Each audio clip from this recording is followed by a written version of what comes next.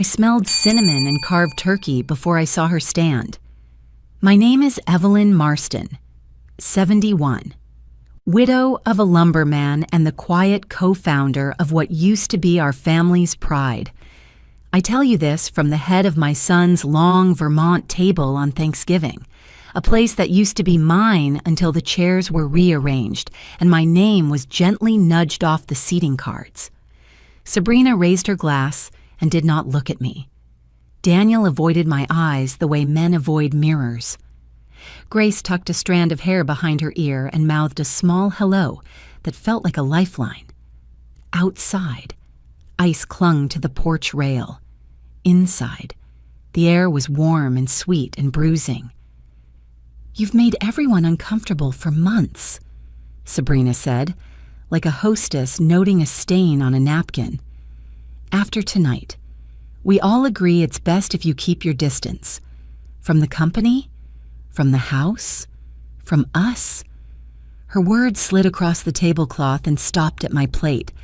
It would have been easy to crack, to cry, to argue. Instead, I reached for my handbag, the old leather one Richard bought me when the first mill turned a profit. The zipper rasped like a sawtooth catching. My fingers found the envelope, heavy, cream, thick with the kind of weight money gives to paper. $82 million sat inside it, not as cash, but as signature and instruction, a cord that could pull an empire flat if I chose to tug. Richard's letter, the trust instrument, my right to end the pretense. I set the envelope beside the cranberry relish and folded my napkin with care. "Then we should be clear," I said, and my voice didn't waver. "Because I brought something you'll want to hear before dessert." Grace's eyes flicked to the envelope. Daniel's fork scraped porcelain. Sabrina smiled the way a frost smiles at a garden. I felt the old house listen, the beams, the floors, the walls that once learned our names. And for the first time all year, I wasn't invisible at this table. I was the storm moving in from the bay.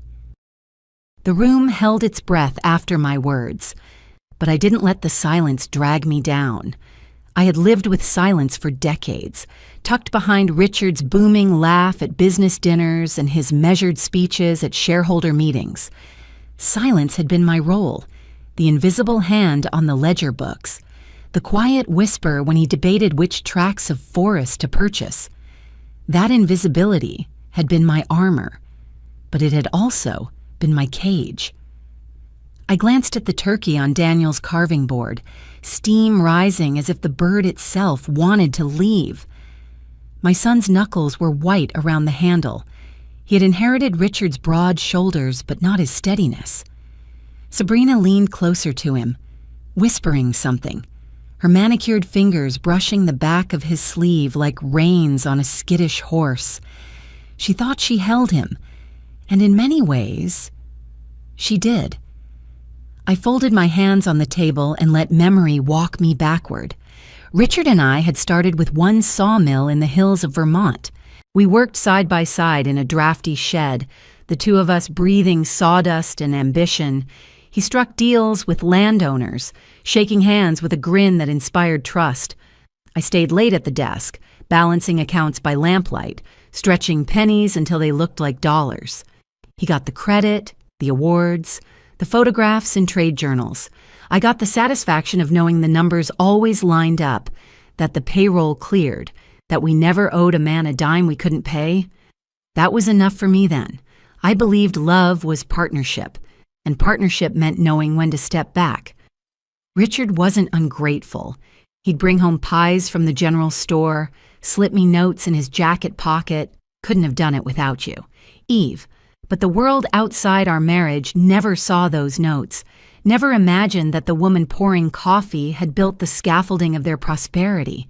As I looked at Sabrina, polished and sharp, I wondered if she had ever stayed up until dawn to make sure the lights stayed on. She hadn't. She lived in the house I had designed, hosted parties in the gardens I had planted, but she would never understand the weight of what had been earned before she arrived. The envelope on the table reminded me I wasn't here to win their approval anymore. I was here to remind them of what had been forgotten, that I was not a shadow, and this family's fortune was not theirs to squander. The reckoning had only just begun. The first years of the company were lean, but they were ours. I can still hear the creak of the old truck as Richard and I hauled lumber to buyers across county lines, the bed stacked high and roped tight against the wind, my hands blistered from helping load boards, my nails chipped from filing contracts at the kitchen table, yet I carried a strange pride in every ache. We weren't rich, not even close, but we were building something brick by brick, plank by plank.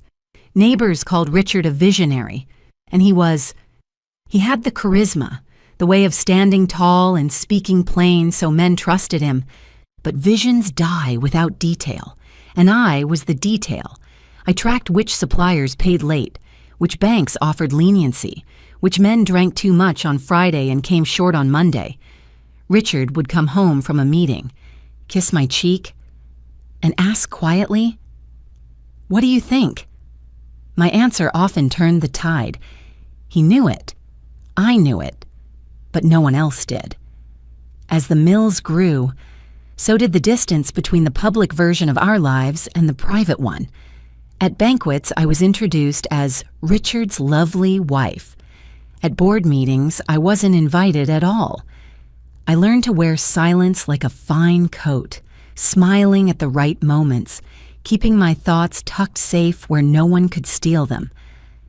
There were nights, though, when Richard would sit across from me, exhausted, glass of bourbon in hand, and whisper, "If anyone deserves the chair at the head of this table, it's you." I would laugh and shake my head. I didn't need the chair then. What I needed was his recognition, his partnership, and I had that until I didn't. Watching Daniel now, stiff and uncertain beside Sabrina, I realized how little he knew of those early days. To him, wealth was inherited like eye color. He never saw the drafts that froze our breath in the office, never tasted the fear of payrolls due. And Sabrina, she only knew the shine, not the struggle. That ignorance was dangerous, and in their hands, it had already begun to rot what we built. The trust had been meant to protect them. Instead, it had become my weapon, and I was no longer afraid to wield it. Richard's funeral was held on a gray November morning, the sky hanging low as though it knew the world had tilted. Men from the mills came in pressed suits, their hands calloused and restless, unsure how to mourn a man who had once barked orders and laughed with them over cheap beer. I stood by the casket, numb, clutching Grace's hand while Daniel kept a polite distance. Sabrina wept into a silk handkerchief, her tears as precise as the diamonds on her fingers. After the burial, the house shifted. Chairs were rearranged, keys quietly exchanged, routines rewritten. I was told, with gentle smiles, that it might be comforting for me to stay in the small garden cottage behind the main house, as though exile could be softened by flowers in bloom. I agreed, because grief makes you pliable, and because I didn't want to start a war. Not yet. The cottage was charming on the surface. Ivy clung to its stone walls, and the scent of roses drifted in through the windows. But charm wears thin when it is given as a cage. Sabrina visited often, carrying trays of tea and biscuits, her voice syrupy sweet as she asked if I was managing all right out here. She always sat in the larger chair, crossing her legs elegantly, as if she owned the ground beneath us both. I smiled back, thanked her for her thoughtfulness, and studied every glance, every slip of her tongue. Daniel rarely came. When he did, it was quick. A nod at the door, a vague promise to call. His eyes slid away from mine, guilt simmering just beneath his skin. I wanted to shake him, to remind him of the woman who stayed awake when he was sick as a child, who sewed his costumes for school plays, who cheered at his ball games no matter the score. But my words would have bounced off the armor Sabrina had wrapped around him. Each tea visit, each polite exile, pressed the truth deeper. I was being erased, not only from the house, but from the history I had built. They believed the quiet widow would fade into the wallpaper, sipping tea until memory claimed her. They had forgotten Richard's letter, locked away in the safe. They had forgotten that silence can keep accounts as sharply as words. And one day, silence learns to strike. The key to the safe was hidden in the back of Richard's dresser, tucked inside an old cufflink box. I had known its place for years, though I never touched it while he lived. One rainy afternoon, when the cottage walls pressed too close and Sabrina's latest visit left the taste of iron in my mouth, I opened that drawer and let my hand rest on the box. The safe clicked open with a sound that echoed like a memory. Inside were the usual things: insurance policies, deeds, a few velvet pouches of jewelry he had insisted I keep, though I rarely wore them. And then, folded neatly in an envelope marked with my name, was the letter. Richard's handwriting was steady, each stroke deliberate. Evelyn, if the day comes when you are treated with disrespect, if your role in our life's work is dismissed or abused, know that you have the authority to dissolve the trust. Protect what we built. Protect yourself. My eyes blurred as I read, but my pulse steadied. Richard had known. He had anticipated that power without respect would curdle, that those who hadn't built would think themselves entitled to reap without consequence. He had left me the weapon and the shield. I pressed the paper to my chest and closed the safe. The cottage seemed different afterward. The roses still bloomed, the ivy still climbed, but the air felt less like confinement and more like strategy. They thought they had tucked me away, but in truth, they had given me space to plan. That evening, I brewed my own tea instead of waiting for Sabrina's tray. I sat by the window as rain streaked the glass and whispered to Richard as though he might still hear me. You gave me the choice, and I won't waste it. For the first time since the funeral, I felt something that was not grief or humiliation. It was resolve, sharp and quiet, like the edge of a blade hidden in folds of velvet. And I knew, with a certainty that steadied me, that the day of reckoning was drawing near. Suspicion began as a whisper, nothing more than a number that didn't match. I was helping Grace with her school application one afternoon when I noticed the scholarship fund that Richard and I had earmarked for her tuition seemed lighter than it should have been. At first, I thought it was my memory playing tricks, but numbers have always spoken clearly to me. I went back through the statements, tracing deposits and withdrawals with the same patience I once used to stretch payroll in the early days. The figures told a story, and it was not the story Sabrina wanted anyone to see.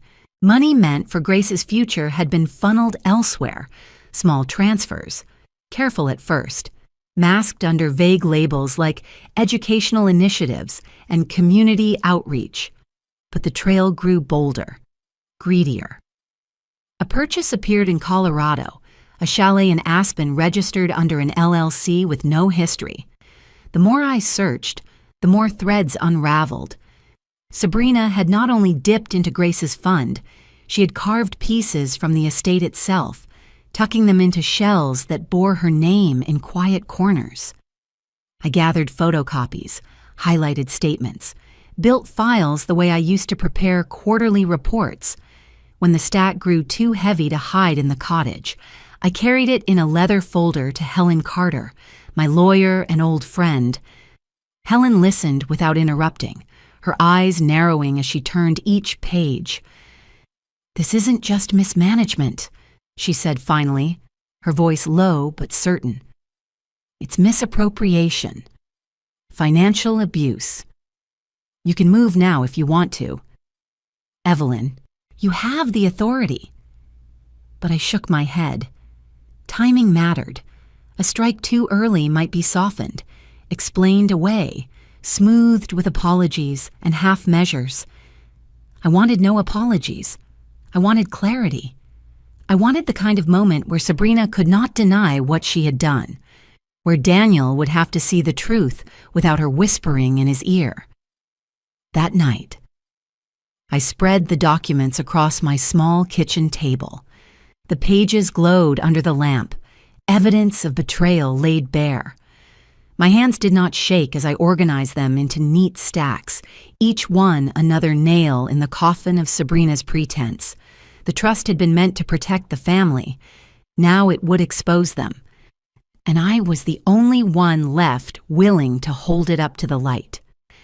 The invitation arrived in a cream envelope embossed with Daniel's name, though the handwriting on the inside was unmistakably Sabrina's. Sharp, elegant strokes like daggers dressed in silk.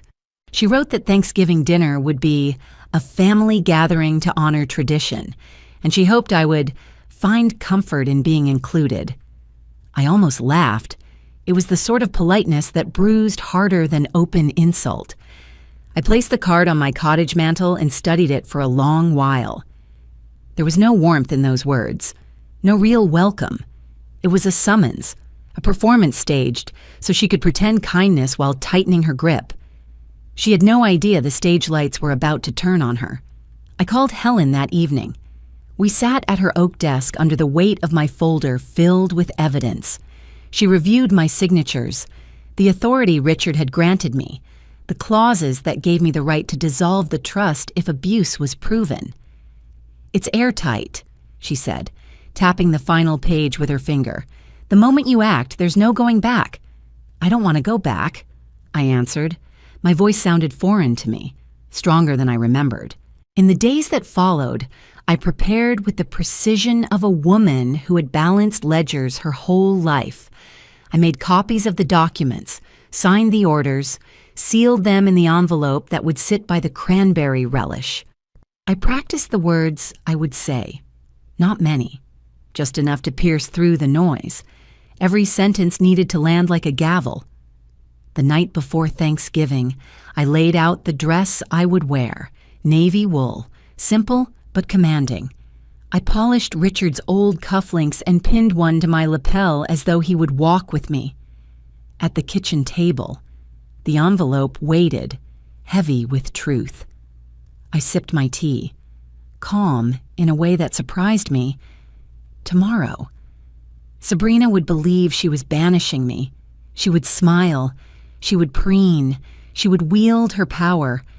And then, with the turn of my hand, I would end her charade. Tomorrow was not her stage. It was mine. Thanksgiving arrived with a sky the color of pewter and a wind sharp enough to cut through wool. I walked up the steps to Daniel's house carrying only my handbag, the envelope pressed flat inside. The windows glowed with amber light, laughter spilling out before the door even opened. For a moment, I felt the familiar ache of belonging, but then Sabrina appeared in the doorway, her smile as polished as the brass knob she clutched. "Evelyn," she said smoothly, as if the name itself were a charity she was bestowing. "So glad you could join us." I stepped inside, the air thick with roasted turkey, cinnamon pies, and the hum of voices layered with expectation. Daniel kissed my cheek quickly, eyes darting away, and guided me to a seat at the far end of the table. Grace slipped me a smile across the plates, a small rebellion of warmth. Dinner unfolded like a play, Sabrina serving with perfect grace, Daniel carving dutifully, relatives making polite conversation that skimmed the surface of things. My envelope sat in my handbag, a silent weight that seemed to throb with each passing course. When dessert arrived, pumpkin pie crowned with whipped cream, Sabrina rose to her feet, her glass in hand. She cleared her throat. "Before we cut the pie, there's something to be said.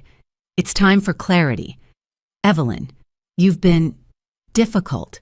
For the sake of harmony, We think it best you distance yourself from the company, from our affairs, from us." Her words slid into the silence like a blade.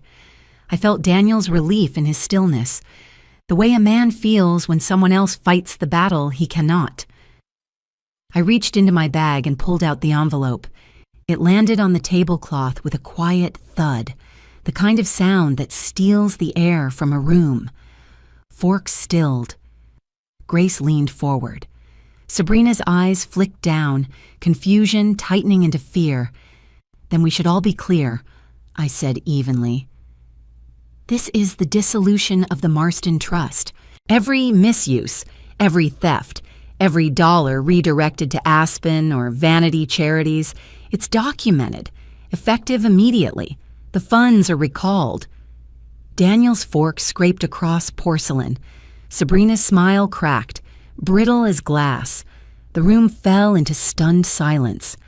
And for once, I was not invisible. I was the reckoning seated at their table. The morning after Thanksgiving, my phone began to ring before dawn.